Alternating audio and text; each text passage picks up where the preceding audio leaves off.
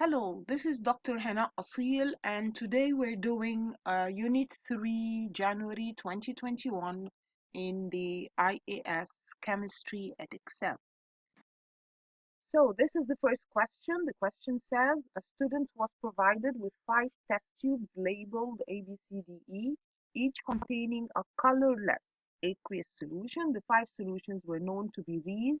Then he says the student carried out a series of tests to identify which test tube contained which solution. The student tested each solution using universal indicator paper. Only solution A turned the paper red. So, which of these solutions could turn the paper red? Of course, to turn universal indicator paper red, it has to be an acid. The only acid that we have in that list is nitric acid. So that means that solution A is nitric acid. Then he says the student mixed 1 centimeter cubed of solution A, which we now know is nitric acid, with 1 centimeter cubed of each of the other solutions. There was no change for 3 of the mixtures, but effervescence was observed when solution A was added to solution C. Now let's look at the list. Which of these would react with an acid? If I add acid to something and it gives effervescence, that means it is a carbonate. This was the test for carbonate. So that means that solution C must have been sodium carbonate. Then he says, write an ionic equation for the reaction between solution A and solution C. So we already know that solution A is the acid, nitric acid, and solution C was sodium carbonate. Now, how do we write ionic equations? We said we write the equation normally at the beginning. So we have nitric acid with sodium carbonate. We know that acid with carbonate will give the salt plus carbon dioxide plus water. Then we balance it. Remember that you need to balance all of this. And then we start to see which of these is not aqueous, because any solution that is aqueous, we can ionize. Ionize means we're going to break it up into positives and negatives. But if we have solid, liquid, or gas, we do not ionize. So which of these can I ionize?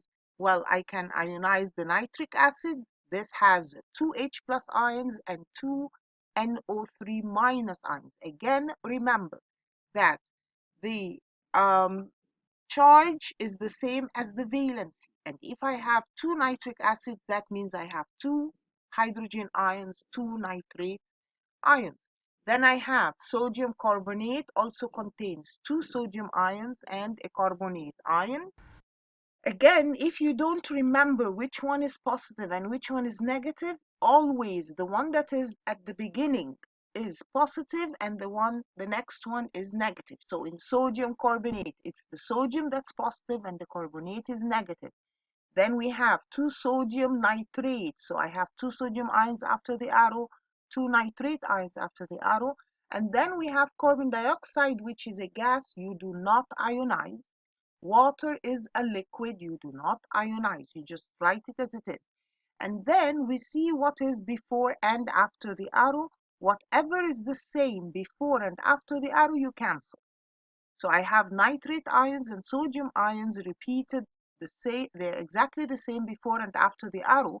So they're called spectator ions. They did not take part in the reaction. And the rest of the reaction, you write it down. This would be the net ionic equation for the reaction. Okay, remember that? Then he says the student then mixed 1 centimeter cubed samples of the remaining solutions as shown. So he mixed B with D, no change. B and E, he got a cream precipitate. D and E, a white precipitate. Let's take a look at the list again. We already identified sodium carbonate and nitric acid. So the 3 that are left are either barium chloride, potassium bromide, or silver nitrate. Now, which of these will give a cream precipitate with one or a white precipitate with the other? He added E to B and he got cream. He added E to D and he got white. So E must be the silver nitrate. Now, which of these should give a cream precipitate? Well, the bromide should give a cream precipitate. That means B is the bromide, and chloride gives a white precipitate, so D must be the chloride. Okay?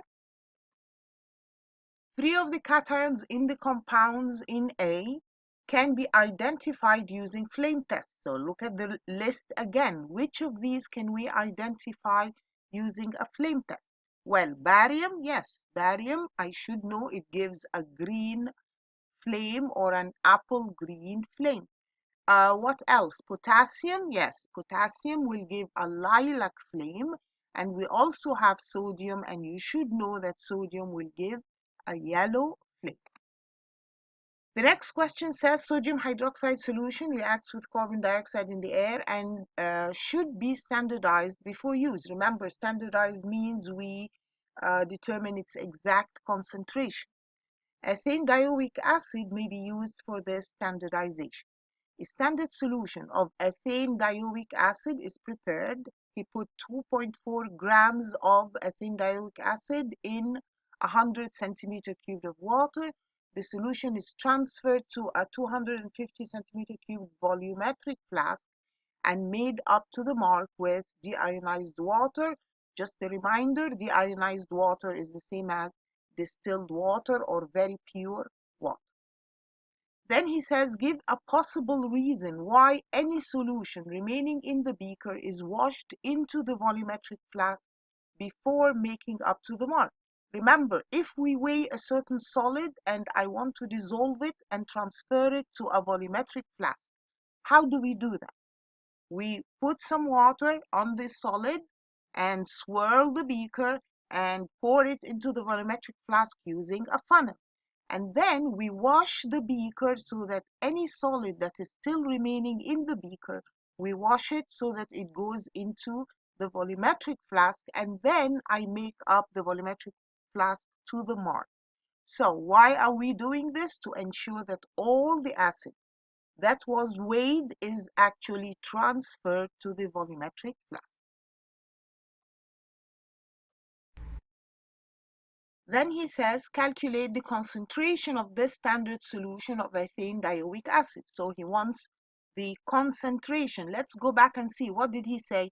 He said 2.4 grams of the solid was dissolved and made up to a total of 250 centimeter cubed. So in order to determine concentration, you should know the first thing I do is get number of moles. So the number of moles is mass over molecular mass. The mass is 2.4 and he already gives me the molar mass. So that is the number of moles. And then I want the concentration. You should know that concentration is number of moles over volume.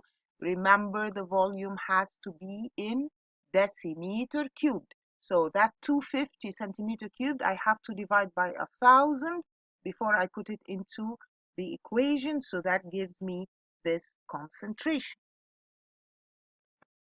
And then he says a different standard solution of ethanedioic acid is used to determine the concentration of a certain sodium hydroxide solution, J. A burette is rinsed with water. The burette is then rinsed with the acid and filled with this acid solution. And then he used a pipette to transfer 25 centimeter cubed of J to the conical flask. Remember that he said J is sodium hydroxide. The portions are titrated with ethanedioic acid using phenolphthalein indicator. Now, explain why the burette is rinsed with ethanedioic acid. Again, I'm going to remind you, when we're doing titration, we rinse the burette first with what? He did that. He rinsed the burette with water. And then we have to rinse it with the solution that I'm going to use. So why am I doing that? In order to remove the remains of water. Because if I have water in the burette and I add the acid, it will change the dilution. It will change the concentration of the acid. Then he says the diagram shows how the student read the filled pipette. Identify two mistakes. What is wrong with what the student did? She's trying to fill a burette. You should realize that the top of the solution has a meniscus. Can you see where the meniscus is? That is the round part. The lower part of the meniscus should be on the pipette mark. So I fill it until the lower part of the meniscus is above the pipette mark or on the pipette mark. He didn't do that. He has the meniscus below the pipette. And then, can you see the level of the eyes? The eyes should be on the same level as the pipette mark or the mark that we're trying to read. So the bottom of the meniscus should be on the pipette mark, and the eye should be horizontal on the same level with the bottom of the meniscus. Then he says the student completely emptied the pipette for each transfer. Now, this is wrong. Remember, if we use a pipette, the pipette has in its graduation, in its volume estimation, that there will be a drop left at the tip of the pipette. You do not push out all the liquid to the last drop. You just allow it to flow down. There will be a drop that is left at the tip of the pipette. We should leave that. What the student did was they completely emptied the pipette. So this is wrong. Now explain the effect on the titer. Of course, when they do that, there will be too much sodium hydroxide in the flask. So the volume is not exactly 25.0, and the value of the titer would increase. State the color change in the conical flask at the end point. Remember, he put phenolphthalein and he had sodium hydroxide in the flask, so the color should change from pink to color. Then he has the table and he says complete the table and calculate the mean titer. So of course, if he has a final reading and an initial reading, the titer is actually the difference between them. And then in order to calculate the mean, we said we take only those that are concordant. Concordant means they are within 0.2 of each other. So only these are concordant. We use them to calculate the mean. Of course, the mean, you add them up and divide by their number, and that is the average titer that I should use as the volume of acid. Now, here he says calculate the concentration of sodium hydroxide. So what do we have? We have already the volume that we calculated of the acid, and he gives me that the concentration of the acid is 0.09, and we use 25 centimeter cubed of sodium hydroxide. We need to use all of this information to get the concentration of sodium hydroxide. So what is the first thing we do? Number of moles of acid. Concentration times volume. Volume was divided by 1,000 before you put it into the equation. So we get this number of moles of the acid. Next step, look at the equation. Relate the acid to the sodium hydroxide. Obviously, the sodium hydroxide is twice the number of moles of the acid, so that would be the number of moles of sodium hydroxide. Then he wants what? He wants concentration. Concentration is number of moles over volume. Please do not forget to divide the volume that was centimeter cubed by 1,000 in order to change it to decimeter cubed. So that is the concentration of sodium hydroxide that we calculate. Question 3 says this question is about thermal decomposition of group 2 carbonates. He gives me an equation. In general, we don't know which M is the metal. And he says this is the apparatus that we use. Give a reason why the delivery tube must be removed from the water bath before removing the test tube from the heat source. Remember, we said when we have this kind of setup with a delivery tube going into water and we are heating the test tube, when I finish the experiment, before I remove the heat, I have to remove the delivery tube out of the water. Why do we do that? To prevent back suction of water into the hot tube, because that would break it. Then he gives a table of results And he says, using the results of the experiment, identify group 2. How are we going to do that? In order to identify the metal, I have to get its MR. Now, how can I use this information to get its MR? Look at the volume of carbon dioxide and the mass of the carbonate used. So the mass of the carbonate is 0.33 grams. The volume of carbon dioxide is 95 centimeter cubed. I can use the volume of carbon dioxide to get number of moles and then number of moles of the MCO3. I already have mass. I can get the MR from that information. So the first thing we do is he gives me the volume of carbon dioxide. I get the number of moles of carbon dioxide. In this case, it is volume of a gas, so it is volume over 24. That gives me the number of moles of CO2. Then look at the equation. What would be the number of moles of MCO3? They are obviously the same, so number of moles of the carbonate would be the same. Then I have mass of carbonate. I can get the MR of the M carbonate. The MR is mass over number of moles. So the mass that he gives me over the number of moles, that gives me the total MR of MCO3. But then MCO3 is actually the addition of the molecular mass of M plus 12 for carbon plus 16 times 3 for the oxygen. The total is the 83.37. So you can solve for M. We find that M comes out to be 23.4. That means I'm looking for a group 2 metal that has an MR, or a molecular atomic mass, of 23.4. That would be magnesium. Then the student suggested that the experiment could be made more accurate by increasing the mass of the carbonate from 0.33 grams to 1 gram. Comment on this suggestion. Now, actually, that is a good suggestion because remember, when we use bigger numbers, we have less percentage error. So if the student used 1 gram instead of 0.33 grams, that would actually be better because there will be less percentage error.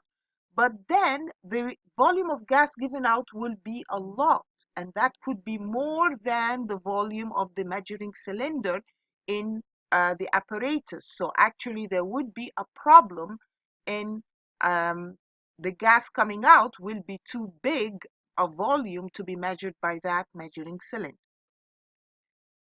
The enthalpy change for the thermal decomposition of a carbonate is difficult to measure directly, so we're going to use Hess's law. So he gives you this Hess's diagram, and he says in an experiment to determine delta H1, we put 0.05 mole of M carbonate in a 100 centimeter cube beaker. We added this volume and this concentration of hydrochloric acid, and the maximum temperature rise was 6. Calculate the enthalpy change. When he gives me all of this information, remember, the first thing that I need to do is I need to get Q.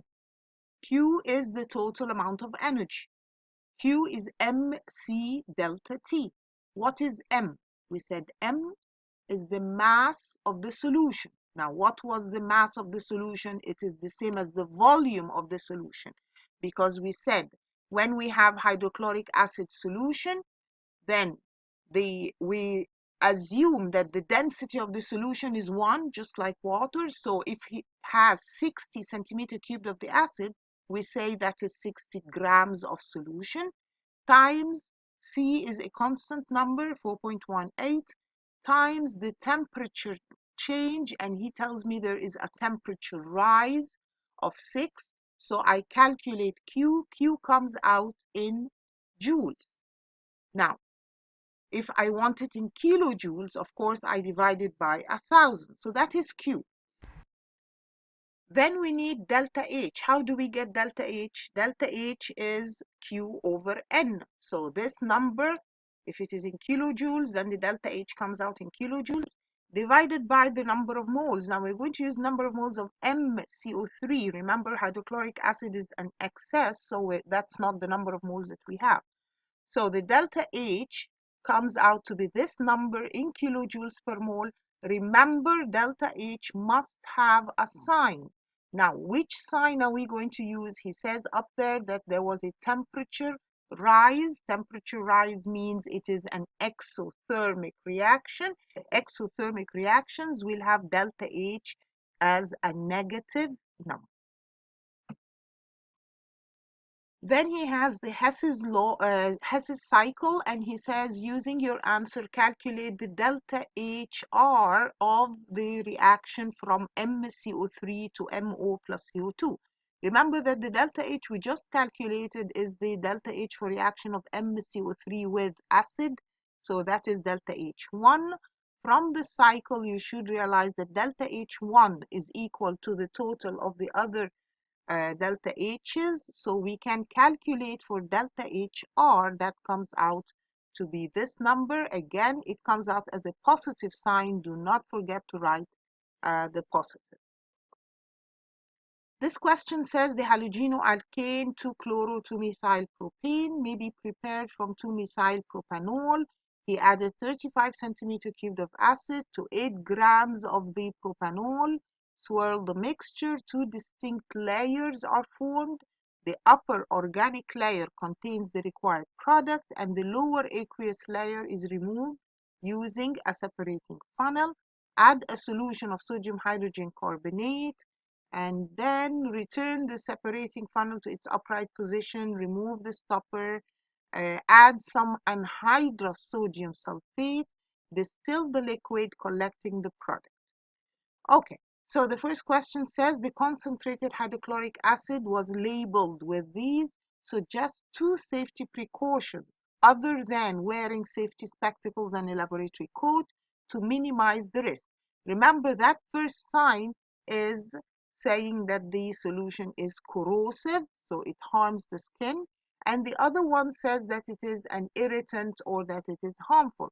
So what we need to do is, first of all, we should wear gloves, and we should do the experiment in a fume cupboard. Explain why the product in the organic layer in step 2 does not mix with the aqueous layer. Remember, when we have an organic compound, they form 2 layers. This is because when we have the organic compound, it has only London forces between its molecules. It cannot form hydrogen bonds. So ethanol, for example, will dissolve in water because it has OH, where we have a hydrogen attached to an electronegative element, so it can form hydrogen bonds with water. So remember that the only organic compounds that dissolve in water are those that can form hydrogen bonds with water. An organic compound like the one that we have does not form hydrogen bonds, so it cannot dissolve in water. It has only London forces between its molecules. Then he says, state why the tap of the separating funnel must be opened in step 3. Remember that we said when we are trying to separate something in a separating funnel, we close the tap, we invert the separating funnel several times, we open the top to allow the gas to go out, we invert it, open the tap, allow the gas also to go out. Why are we doing all of this? To release the gas so that pressure does not build up in the funnel. Remember that all of this could have gases that are coming out. State why anhydrous sodium sulfate is added to the organic layer. When we add anhydrous sodium sulfate to anything, it is usually to dry this product or to remove water from the product. Then he says, draw the apparatus required to distill the product. Remember, to do distillation, we use this kind of apparatus. This is simple distillation, and we should be collecting the product at the temperature range that is required.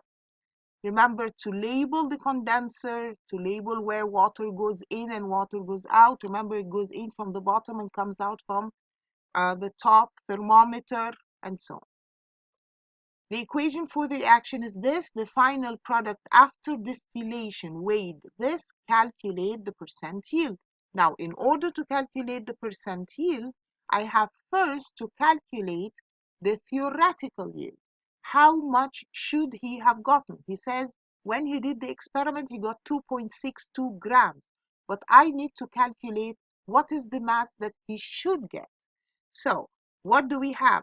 He says I have 35 centimeter cubed of acid. It was added to 8 grams of the alcohol. So the first thing I need to do, that was 2-methyl propane to all. The first thing I need to do is get the number of moles. Now I know that the number of moles is mass over molecular mass. So I have the mass. I need to calculate the molecular mass of that compound and then divide the mass by the molecular mass. This gives me the number of moles of the alcohol. Now, he's asking about the product. The product is the one that has the Cl instead of the alcohol, the chloro compound instead of the alcohol. So, from the equation, if I have the number of moles of the alcohol on the left, what would be the number of moles of the chloro product? Well, it is the same. It is a 1-to-1 ratio. So that is the number of moles of the product. He wants the mass. We need to calculate the mass. So the mass is number of moles times its MR. We get its MR multiplied by the number of moles, and we calculate that what he should get was 10 grams. Now, what did he actually get?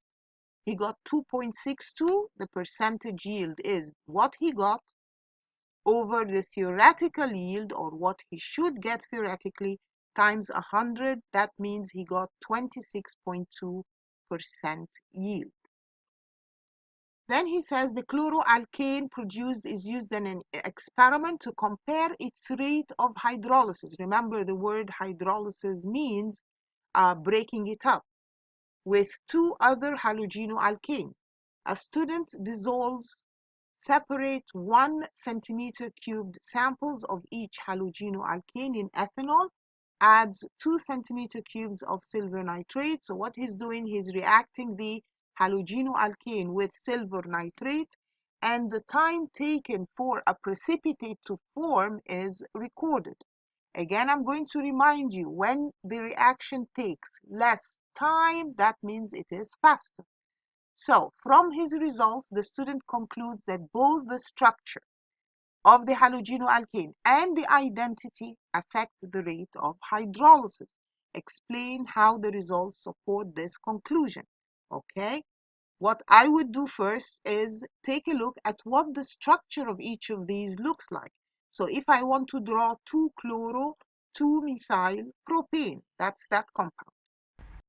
So this is a tertiary alkyl halide, and from the results, it took less time, fastest reaction, and that is correct. A tertiary should be faster than a secondary, faster than a primary. Then we look at the other two. The other two are 1-chloro 2-methyl propane, 1-bromo 2-methyl propane. They are both primary, but the only difference is the kind of halide. And from his results, he found that the bromo reacts faster than the chloro. So both 1-chloro 2-methyl propane and 1-bromo 2-methyl propane are primary alkyl halides, but the different rates are due to different halides. So the bromo is faster than the chloroalkane. And this is the end of the paper. Please revise all of this, and good luck in your exam.